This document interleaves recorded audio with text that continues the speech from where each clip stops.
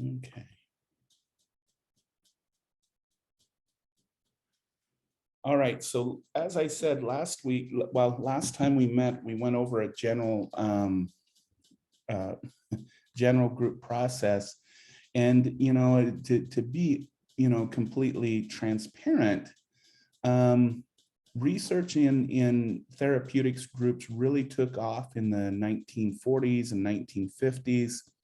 And then even though they have been popular and so far really good outcomes, most of our research on group processes come from 60s, 70s, and 80s. So we'll look at this from that perspective, but just keep in mind that there is some limitations in the knowledge as far as the process of groups that we'll try to update as we go along. Okay.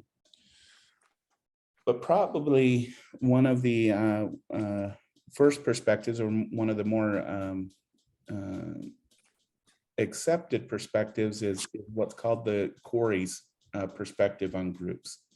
And Corey did a lot of research on this, and he's actually written a lot of group process books. Okay. But what he has come to conclude is that one, groups are not a second-rate type of treatment. Okay, a lot of people suggest that groups, because they're limited to people, well, they're not limited to people, but they're mostly used in areas where people are not well insured, in places where people don't have access to individual types of treatment. There's a social economic view that group treatment is not as is more of a second-rate approach to kind of fill in the gaps in trying to service the populations that we service. But as Corey showed, group treatments are just as effective as individualized treatment. And in fact, there's some gains that we get from it. Okay. Groups are a treatment of choice for a lot of people, and that should be noted, especially when we talk about things such as trauma. And people who have gone through trauma often have a preference for the group treatment setting. And we know that once a person comes to accept their addiction, we know that in the addiction population, for people who are struggling with addiction, groups tend to be a more preferential type of treatment for that population. Again, because they're able to connect with people who have gone through the same things that they've gone through. Okay. And we also should note that groups offer a natural laboratory where people can experiment with new ways of being and not just be limited to the possibilities from the facilitator. Okay. And that there is power in groups. Participants can experience their interpersonal difficulties being played out in the group process. So many times when we're just looking at group treatment and we compare it to individualized treatment, we see the benefits in, one, we're connecting with people who have similar issues that we do, so we're not feeling so isolated. But also, there's within a treatment group, there's expertise in living with that disorder or that addiction or that trauma. And what works for one person may not work for another. So it allows participants to try on different things other than just what the individualized therapist is suggesting. And that's another benefit of groups. Okay. And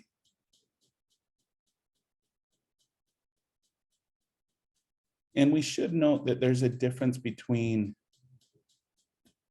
the group process and group techniques. Okay, group processes are all the elements that are basic to basic to the unfolding of a group from beginning to end. So this is that those four things that we were talking about before our fall break and before last week, where your group norms generating trust, then there's conflict, resistance, and then intermember feedback. And if you remember that kind of graph that we saw about beginning to end of a group process, and we have trust building, and then we have all of those elements.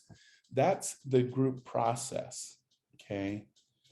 Now, group techniques is leaders' interventions aimed at facilitating movement within the group.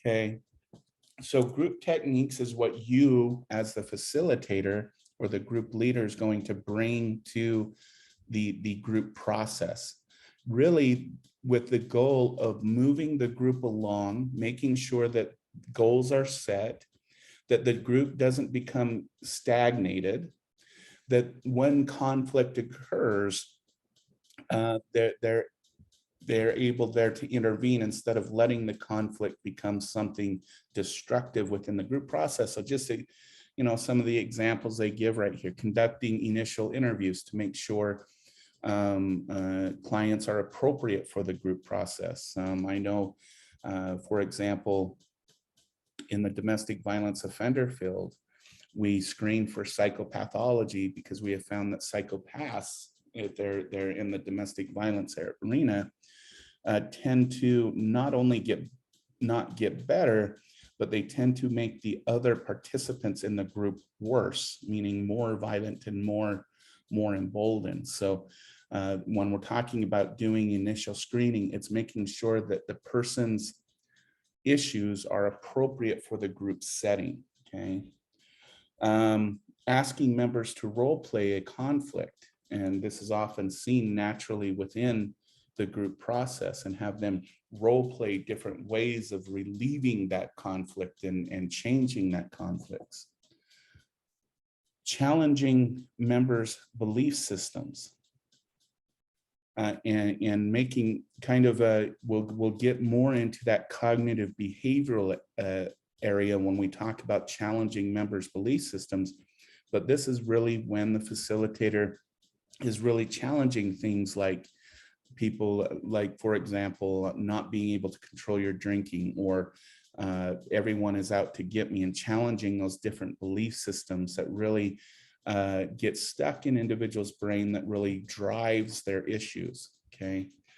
And then, of course, suggesting homework, okay? And things that clients can do between sessions, all right? That's really, so the group process is the group itself and what it brings to the prevailable table. And then group techniques is the skills of the leader or the facilitator to make it so that the group moves along and doesn't deteriorate, but also sees a lot of growth, okay?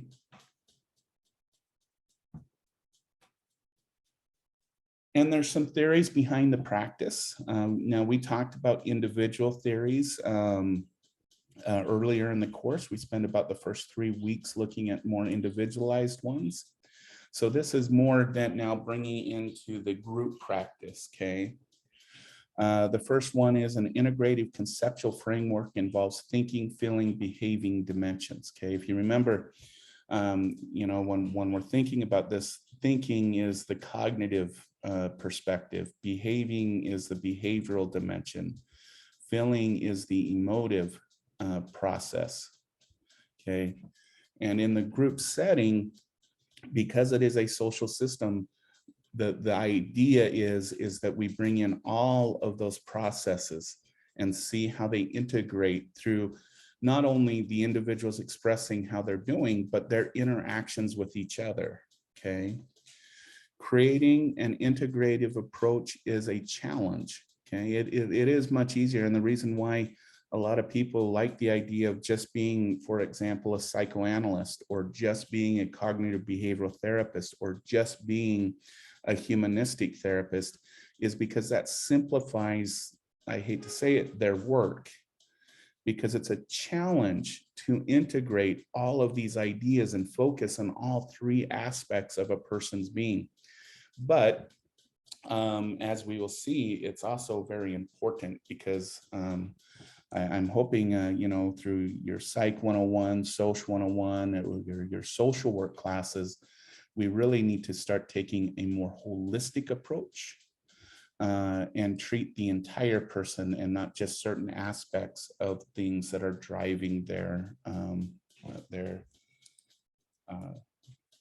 issues, as we'd say. Technical eclecticism based on utilizing techniques from a variety of theoretical models. And this is the approach that I kind of wanted you all to take on when we were talking about all the different models at the beginning of the semester, because it is really not only a challenge, but it's important for the group process. And really, I'll bring this up again, is that this can be part of your tool chest as well, because there's people who in a group setting that would be more responsive to, say, a cognitive behavioral approach, while there's other people in the group that might be more responsive to a psychoanalytic or a emotive approach and really want to talk about emotions. And the trick for the group facilitator is, how do you capitalize on all those group members' needs to bring more of a conceptual framework to everyone? And then we have theoretical integration, okay? Conceptual creation beyond mere blending of techniques. So it's understanding that, if we look at psychoanalytic theory, it kind of can help us explain unconscious motives that people might not be aware of. If we look at the humanistic theory, it might be capitalizing on the motivational aspects of theory and motivation, and also the need to become, a complete person. And then when we look at the cognitive behavioral approach, it's taking now, so we have the motivation, we have unconscious drivers, and then we're going to add conscious things like thought process, like behavioral processes that we're aware of. And so that's kind of the idea behind theoretical integration. So this third one is about using theory to respond to different clients' needs within the group. Theoretical integration is understanding how those theories interact with each other to give us a more holistic explanation of the individual. Okay. And we've talked about groups, and I've used words like addiction groups or trauma groups and the like, but we basically have about just a few various types of groups, okay? The first one is a task groups, which is aimed at fostering and accomplishing an identified work goal. So individuals who do, for example, occupational type of therapies, really, treatments, conflict resolution within organizations, more of that type of group work would use more of a task group approach. I've done this a couple times with some medical facilities that I've worked with, and the idea is right from the beginning, everyone has a goal. Like, for example, reducing infighting within a medical group. Okay.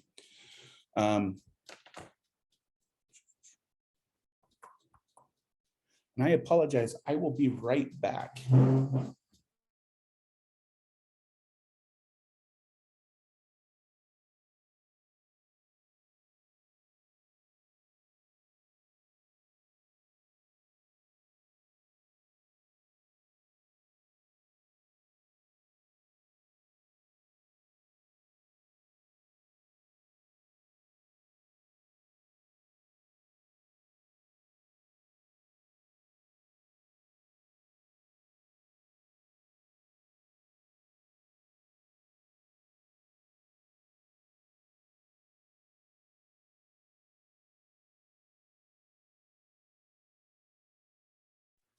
Sorry about that.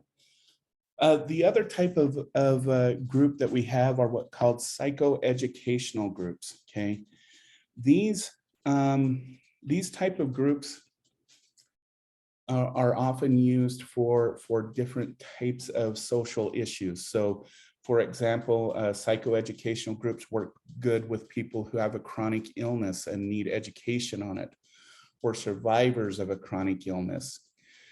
Domestic violence survivor groups are often psychoeducational groups, because the idea is we want to educate about the process of things like family violence and domestic violence.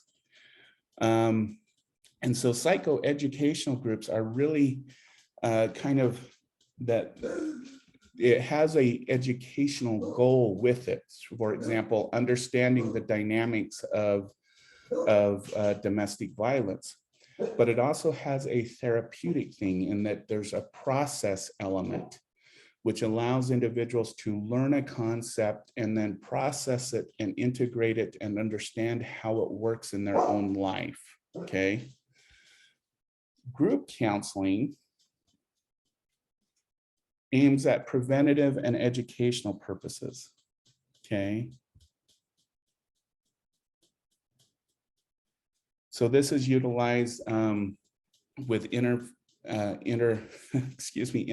feedback within a here and now time frame. So group counseling usually is used in, for example, when there's a natural disaster, a school, probably a sad, kind of thing, but it's true. Things like school shootings, where an event is kind of the situational issue that, if not addressed, it could lead to something even more drastic for the individual, such as the development of post-traumatic stress disorder in the case of natural disasters and gun violence. Okay. And the idea is, in the group counseling process, is unlike the psychoeducational area where we're doing some skill development and we want to inquire information about our situation. In the group counseling theory, in the group counseling situation, it's about a topic that's here and now, something someone is really going through. Okay.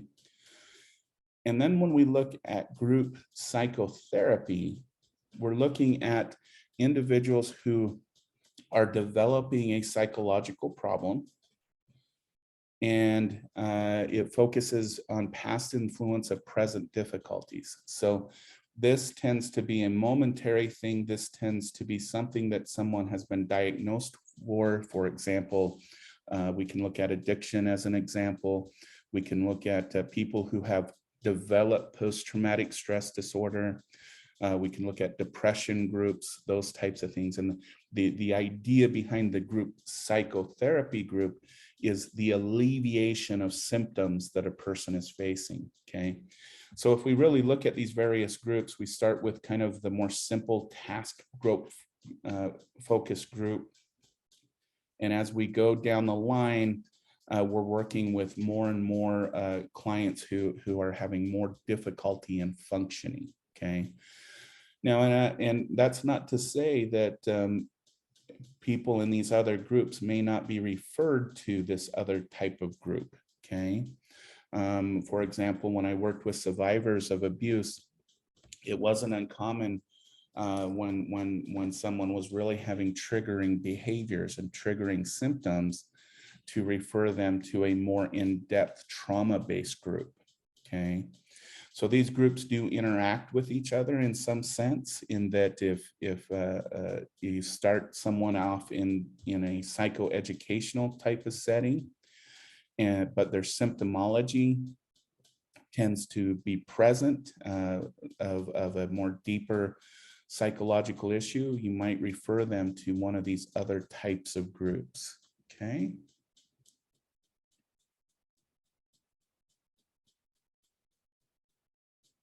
And then, especially today, we need to take in a lot of cultural issues and culture into the group. In fact, I'll just go through these. Effective group work involves considering culture of the participants.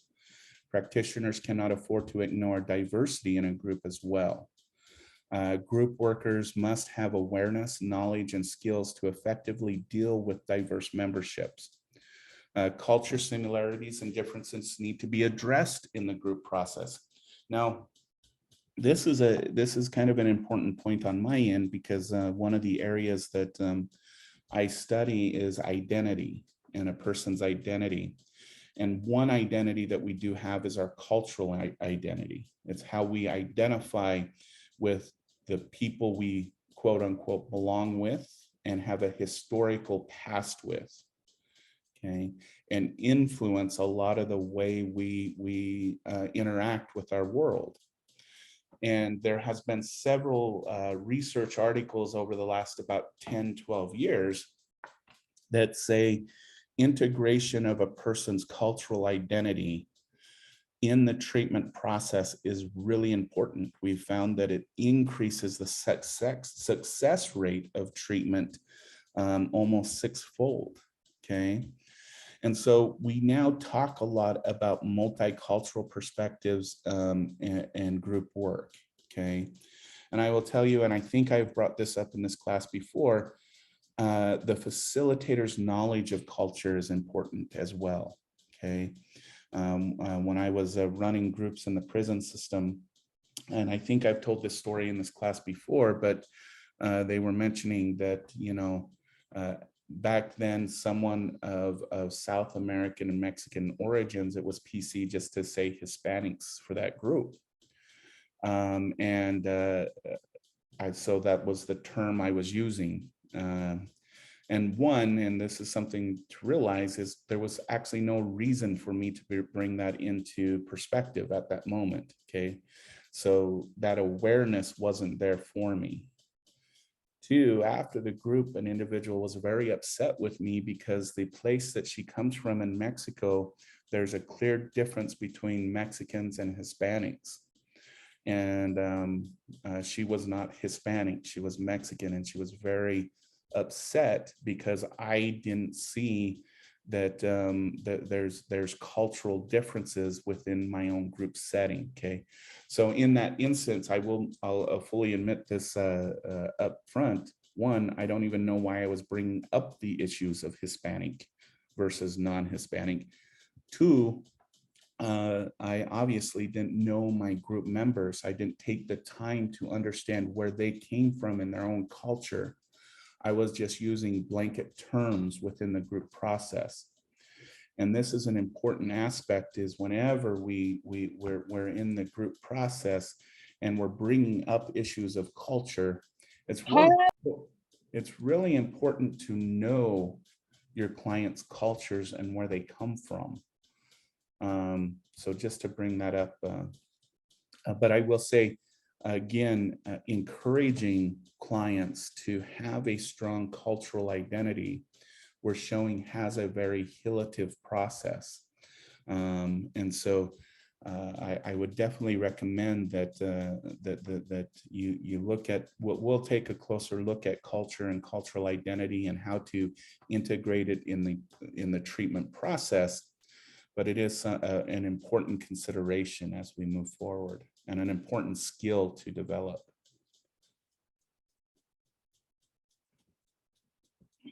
Okay. The group counselor, person and professional. So research done on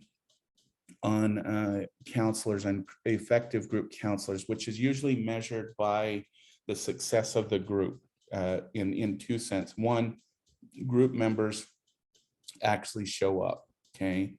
What I mean by that is a lot of times, especially with dependent upon the group, you might get clients to show up the first and second time, but they may not come after that.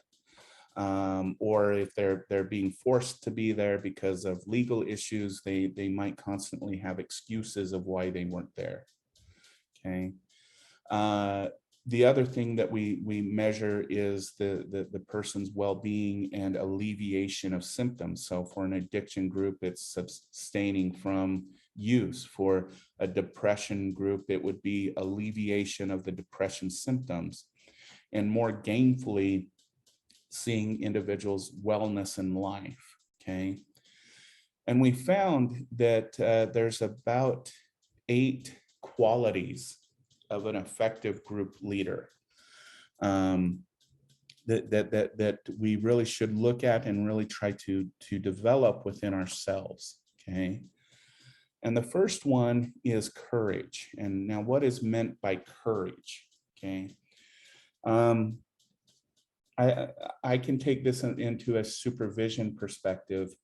When I first started doing supervision and I got students kind of fresh out of college or fresh into the field, they always had a lot of anxiety and stress about doing a group and being overly concerned about what clients might say, how clients may respond to them.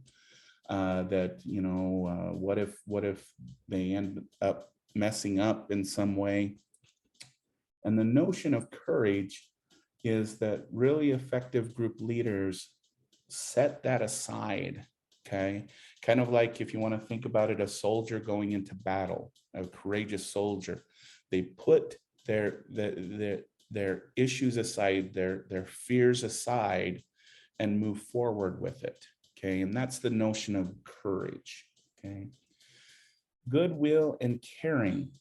This is the development of empathy, being able to empathize with your clients, and understanding that it goes back to that idea that, yeah, there's people who make bad choices and fall into bad situations, but that doesn't make them all a bad person.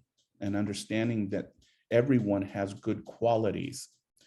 The notion of goodwill is the notion that when there's someone who needs that extra help, you go find the resources to help them.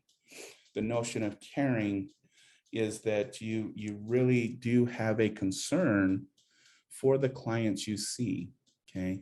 The opposite of this is apathic.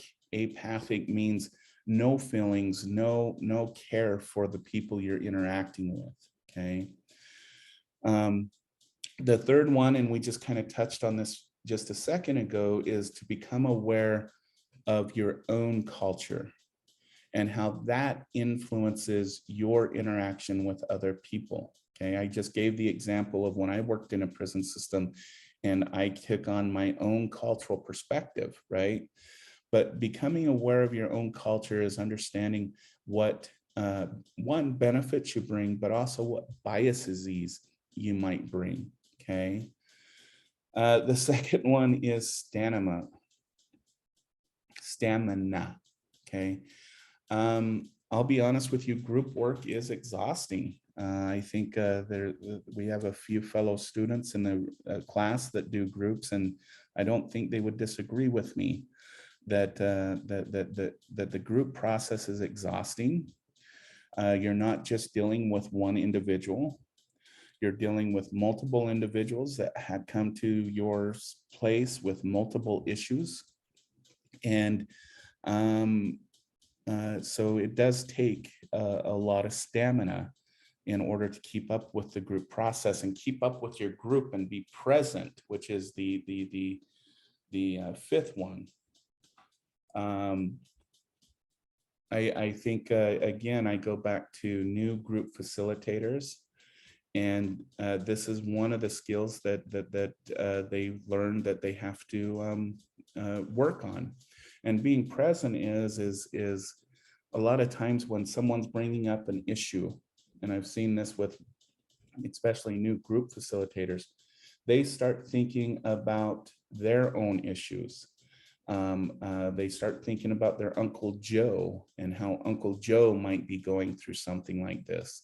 Or they start to develop explanations before they've completely finished listening. Okay. Being present is actually being present there for the clients and listening to them, and not putting your own issues on it, not your own memories on it. Okay. The other idea is openness. And openness is making sure that you know that people come to you with different ethnicities. Some might come to you with a different sexuality or gender identification, different religion, and all of those things, and being able to be open to other people's way of being and perspective, and know that we're not there to, one, be politicians. We're not there to be, and well, okay, unless you're doing it for a religious organization, we're not there for religion. We're not there for a particular religion, I should say. We're not there to dictate what someone does with their body or with their sexuality. And that's really what being open is about, is understanding our own biases, our own perspective on life, and that when our own perspective doesn't match with our clients, that's okay. And we should be open to that. I know that, um, for a lot of clients and stuff, religion, I think I brought this up before in this class too. For a lot of individuals, religion can be a powerful tool. And as a facilitator, if to really capitalize on that for a client, you have to be open enough to go explore what their religion is and what their beliefs is. Whenever I've had someone that who has a religion I'm not familiar with, I go read a book or listen to a tape or talk to them about it and have them tell me about it. Because people who bring up their faith, that can be a powerful healing tool that you can capitalize on it as a group counselor. Okay. Personal power. This is understanding your own authority, your own influence, as because when people come to your group, they're going to be looking at you as the expert. They're going to be looking at you as the person who is knowledgeable. Some people will challenge that. They will question your abilities, because what are they doing? Kind of like what kids do. They're testing the waters. They're seeing if you really do know what you're talking about. In other ends, people can be intimidated by it. They can be worried about it. And understanding where your personal power is within the group process is very important. And I'll also just bring this up. We're going to talk about ethics soon. Personal power can have an influence on ethical decision making. Okay. Because when people see you and interact with you, the natural human process for some individuals is to like you. For some people, they might even be attracted to you. For some people, they might have certain desires from you. And I'll just caution everybody, if you don't understand your power and the way that you influence everybody because of your presence, I've known a lot of individuals who have ended up making some very unethical decisions with their clients because of not understanding that personal power. Because what happens, anyways, the way I've seen it, is a therapist, a group therapist, has trouble in their own world, in their own personal world. And maybe they're having conflict with their spouse, or they're having a difficulty with family members, or maybe in one case, maybe a loss of a very close family member. And they're feeling very weak, as you would say. They're very, fragmented at that moment. And then they show up to the group, and in that fragmented moment, they notice that there's different clients who are paying specific attention to them. And in those moments of indiscretion, of those moments of weakness, you start the formation of inappropriate relationships. Okay. And I've seen this a couple times, and it's damaging to the individual personally. And it's been very damaging to a couple individuals who I know who have lost their license or their ability to work in the field because of a personal situation that brings down their personal power. And then they see that feelings they get when they're in that group, and they haven't recognized their influence on the group. And then that starts a snowball effect, okay? But effective group facilitators know their personal power. They understand when they're at weak moments, and that they shouldn't, they should make sure that they set those nice, clear boundaries and let individuals know that their feelings towards them, if they are that way, are just because of the group process, and not let it take over the individual, okay? And then the eighth thing that has been identified for effective group members is a willingness to seek new experiences, okay? Willingness to explore new kind of ideas that, one, you can bring to the group process itself, but also this comes down to the client as well, okay? Is that it kind of goes back to this idea of openness in a way, but it's recognizing that people bring, even though, even when people are maybe suffering from the same issue, such as addiction or depression or domestic violence, that the way that develops is different or slightly different for every person. And this notion of willingness to seek new experiences, one is on a personal level. It's kind of that lifelong learner idea of gaining knowledge of other things, because that stimulates your own brain to be able to look at the experiences of others in a more clear way. So it has that benefit, but it also may enlighten you to bring something else to the group process itself, a new skill, a new something.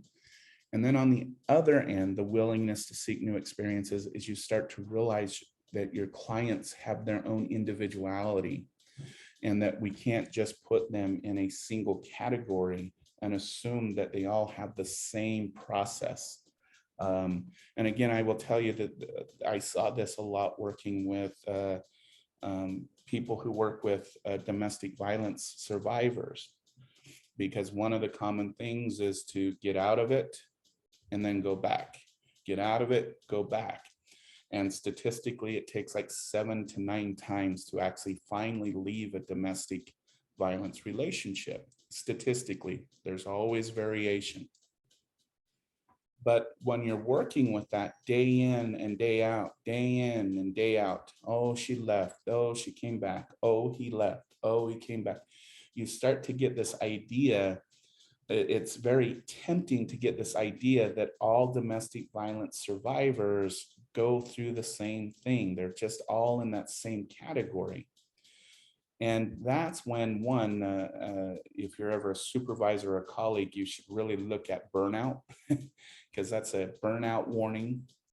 But two, recognize and help that individual or help yourself get your mind out of that tempting process to put all individuals in one category and assume that they're coming with new experience, with the same experience, okay?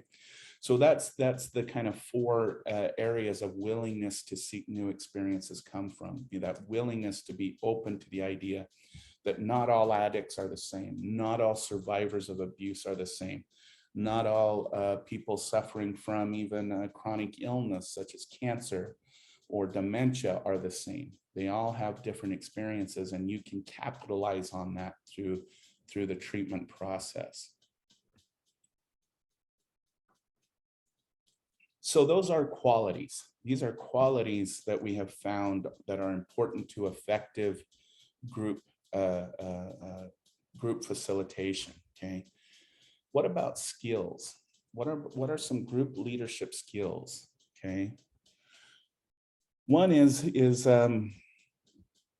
one skill is to always be refining your skills. as they apply to group work. Okay.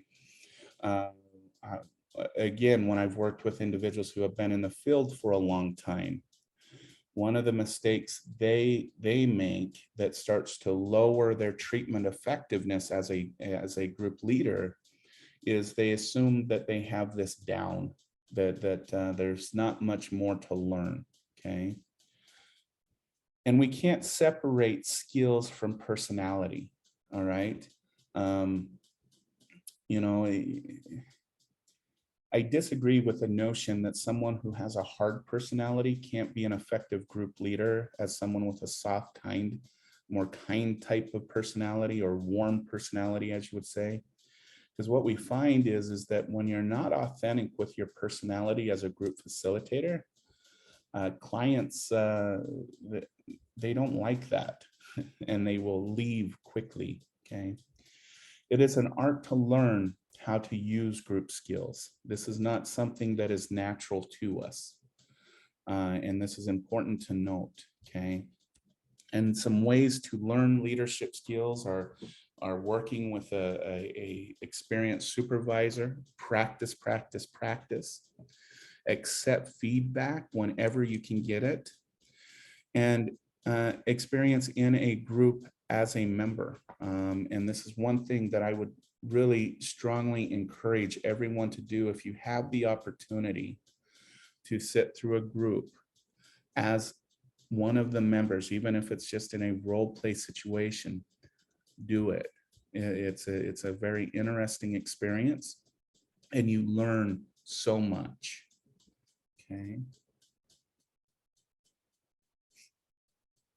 So what are some of the group leadership skills that we're going to be really focusing on as we get into what you should be really learning from this class? Okay.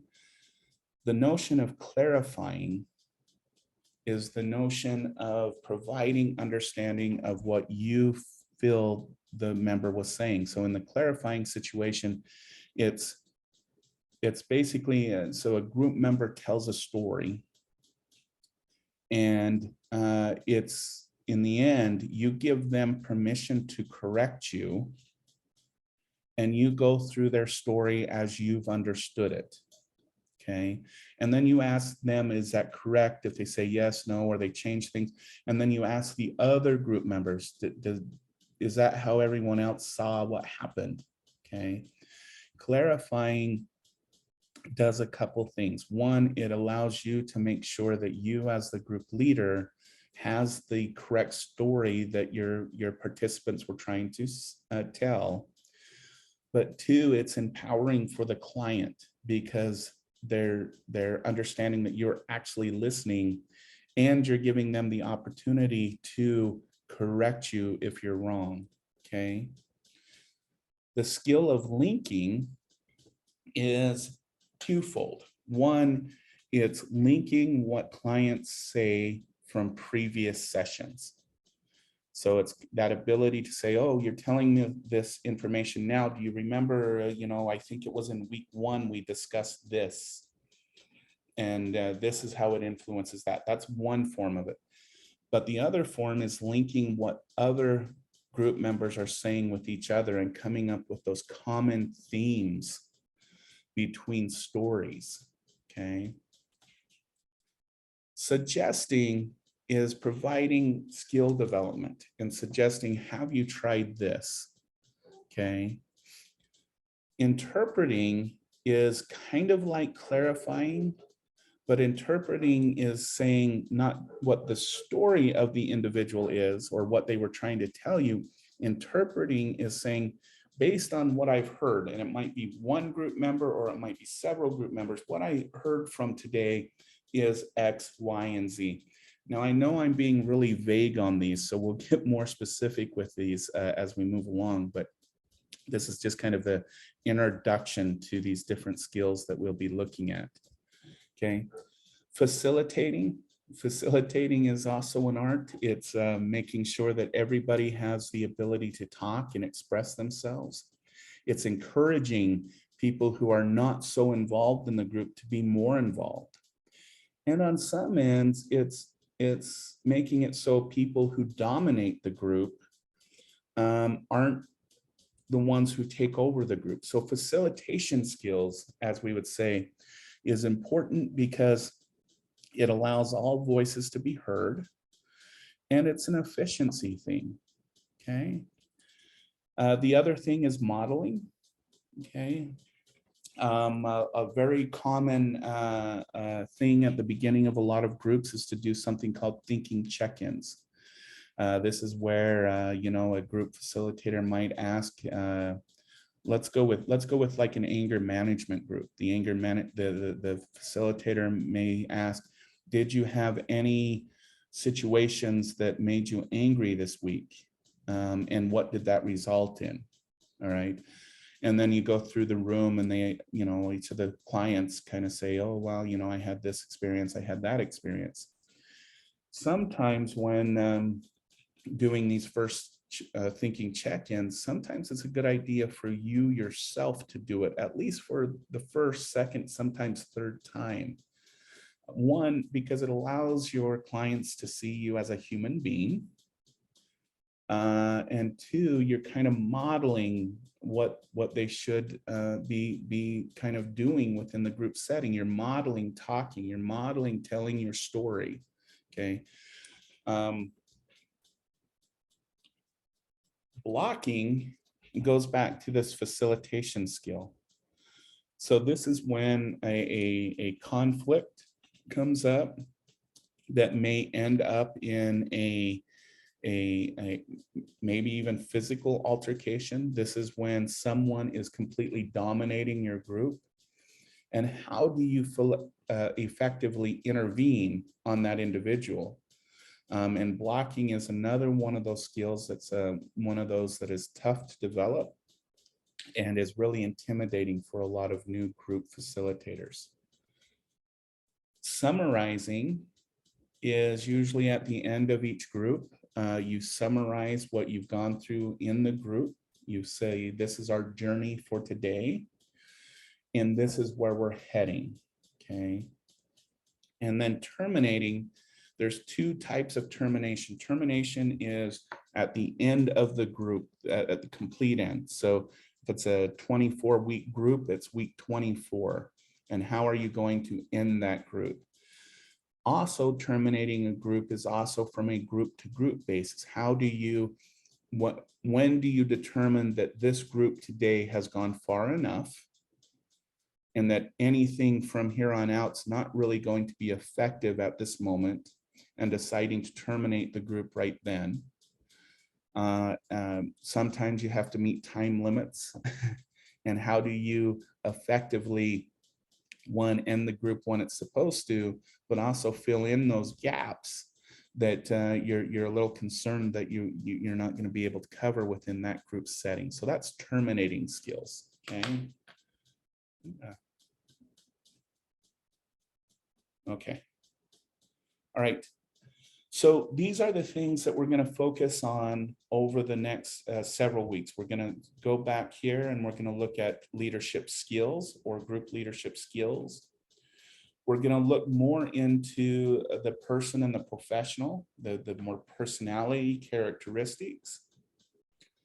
And we're going to spend an incredible amount of time on these skills right here. But I wanted to start with an introduction today.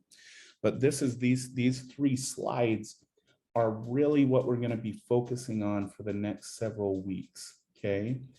So does anybody have any questions at this moment? Will this recording be on Canvas? Yes, it will be on Canvas, the recording. Dr. Peterson? Yes, sir. So this will be on your podcast? Yeah, I'll post the video and the podcast so that you have it available. Okay, thank you, sir. You're welcome. Okay, so I do want to ask the class,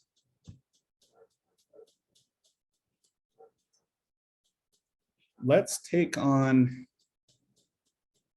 clarifying modeling, and interpreting. We're going to take this on for our next two class. Now I gotta ask why I'm asking that question. I think what I want to know.